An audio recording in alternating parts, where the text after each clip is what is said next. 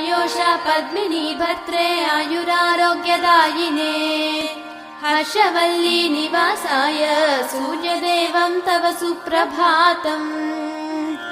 उत्तिष्ठोत्तिष्ठ छायेश उत्तिष्ठ उषयोज्ज्वल उत्तिष्ठ पद्मिनी कान्त लोकानां मङ्गलं कुरु मातः समस्त जगतां मधुकैटभारेः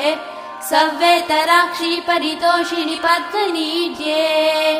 नाथानुबद्ध भुवनावनबद्ध दीक्षे प्रत्यक्ष दैवतरमे तव सुप्रभातम् छाये किलाश्रित वरप्रद कल्पकल्पे विस्वाप्तधाम निलयामल दिव्यभासे आयाहि शीघ्रमघनासिनि संश्रितानां